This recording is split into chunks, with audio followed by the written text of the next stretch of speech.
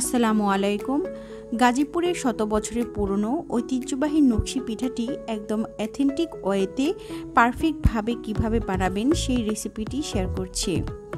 বেশ কিছু ভুলের কারণে পিঠা শক্ত হয় এবং নরম করার সব টিপস সহ প্রতিটা স্টেপ ভালোভাবে খেয়াল করে বানালে আপনার পিঠাটিও হবে একদম পারফেক্ট।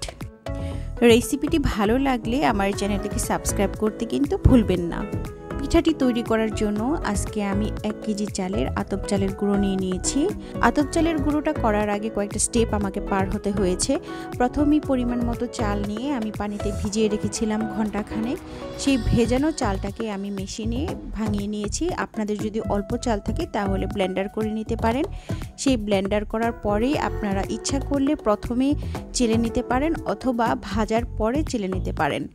তো এখন আমি চালগুলোকে ভেজে নেব। পিঠা নরম হওয়ার মূল মন্ত্র এখানেই জড়িয়ে আছে, আর সমস্ত টিপস এই একটাই পিঠার, সেটা হচ্ছে চালের গুঁড়োটাকে খুব ভালোভাবে ভাজতে হবে।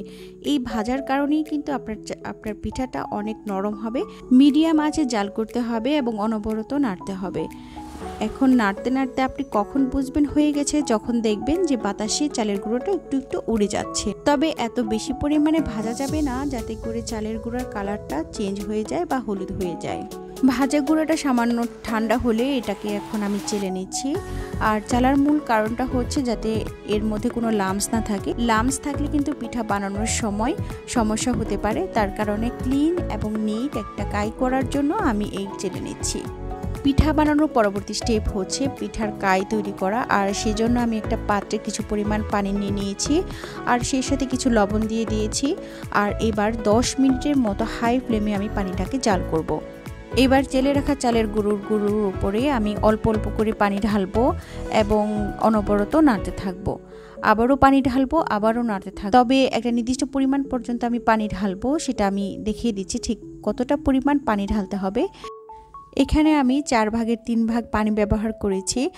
আর রুটি বানানোর গোলাটা যে পরিমাণে নরম হয় তার চেয়ে একটু বেশি পরিমাণে শক্ত হবে। এবার চালের গুঁড়োটা মধ্যে খুব মসৃণ একটা ডো তৈরি করতে হবে এবং এটা অনেকটা সময় নিয়ে করতে হবে। তো আমার ডোটা রেডি। এ পর্যায়ে কাইটাকে আপনি ঢেকে রাখতে পারেন যাতে করে শক্ত হয়ে না যায়।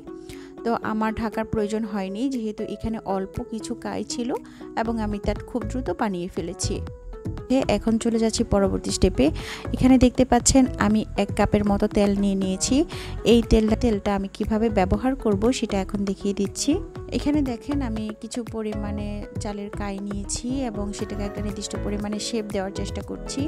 এই শেপটা দিয়ে আসলে আমি পিঠার মধ্যে তেল ব্যবহার করার চেষ্টা করব, যেহেতু বারবার হাতে তেলটা নিলে হাতের তেল চেটচেটা হয়ে যায়, সে কারণে আমি এই কাই দিয়ে এই জিনিসটা ব্যবহার করব। ঠিক দেখুন এইভাবে আমি তেল লাগাবো। এখানে যে জিনিসগুলো ব্যবহার করে আমি পিঠাটা বানাবো সেই জিনিসগুলো ডিটেলস আমি এখন দেখিয়ে দিচ্ছি। আপনার কাছে যদি চপস্টিক থাকে তাহলে সেই চপস্টিক দিয়ে আপনি ফুল পিঠার ডিজাইনটা করতে পারেন, অথবা আপনার কাছে যদি খেজুরের কাঁটা অ্যাভেলেবেল থাকে সবচেয়ে বেস্ট হয়। সেই খেজুরের কাঁটা দিয়ে আপনি বছরের পর বছর ফুলের ডিজাইন করতে পারবেন বা নকশি পিঠার ডিজাইন করতে পারবেন। আর এখন যে উপাদানটা দেখানো হয়েছে এটা টিন কেটে আমি বানিয়েছি। তো আপনাদের কাছে যদি টিন অ্যাভেলেবেল না থাকে তাহলে আপনাদের কয়েলের প্যাকেটের ভিতরে যে স্টিলটা থাকে সেটা দিয়ে আপনি বানিয়ে নিতে পারেন। এবার চলে যাচ্ছি নকশি পিঠার ডিজাইন করা অংশে, আর এই অংশটুকু আপনারা মনোযোগ দিয়ে দেখতে থাকুন। আমি আমার বকবকটা থামিয়ে নিচ্ছি।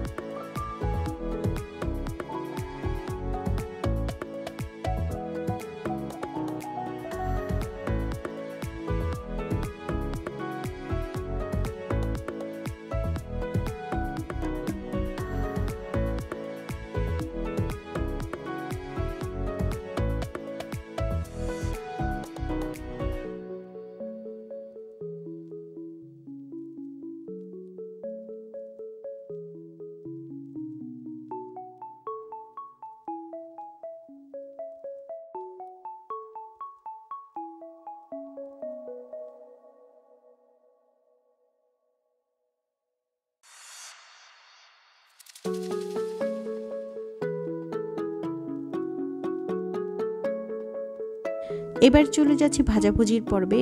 তো এই পিঠাগুলোকে মোট দুবার ভাজতে হয়। প্রথমবার কাঁচা অবস্থায় ভাজতে হয়। এই কাঁচা পিঠাগুলোকে এখন আমি ভেজে নেব। পিঠার ভাজার জন্য তেলগুলোকে যথেষ্ট পরিমাণে গরম করে নিতে হবে, তারপর পিঠাগুলো ভাজতে হবে। আর একটা চামচের সাহায্যে যদি পিঠাগুলো তেলে ছাড়া হয় তাহলে পিঠাগুলো আর ভাঙবে না। আমি যেভাবে করেছি ঠিক সেভাবে করেই তেলে ছাড়বেন পিঠাগুলো।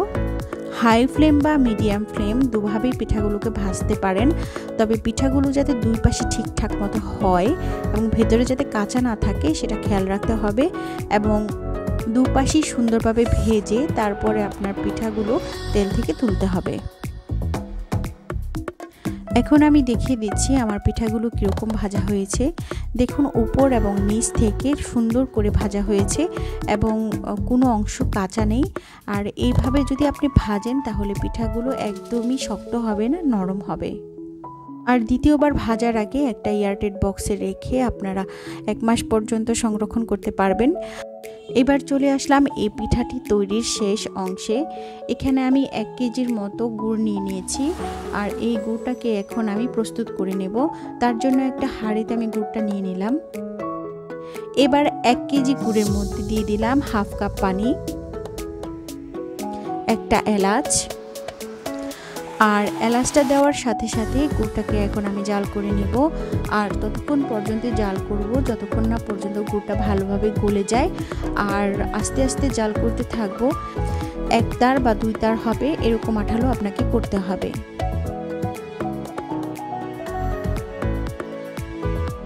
আবারও তেলটাকে খুব ভালোভাবে গরম করে সেই রেখে দেওয়া পিঠাগুলো আবারও ভেজে নিচ্ছি। তো এবার খুব স্লো ভাজা হবে কারণ আগেই পর্যাপ্ত পরিমাণে ভাজা আছে। তবে এবার যে ভাজাটা সেটা কম ভাজলেও হবে। ঠিক 2-3 মিনিটের মতো ভেজে তারপরে তুলে আমরা এখন গুড়ের শিরাতে দিয়ে দেব। গুড়ের শিরাতে 2-3 মিনিটের মতো রেখে আমি এখন তুলে ফেলবো এবং সেটা ঠান্ডা হলে খাওয়ার পরিবেশনের জন্য যোগ্য হয়ে যাবে। আমার ভিডিওটি ভালো লাগলে লাইক, কমেন্টস এবং শেয়ার করবেন, সেই সাথে চ্যানেলটিকে সাবস্ক্রাইব করবেন। ধন্যবাদ সবাইকে।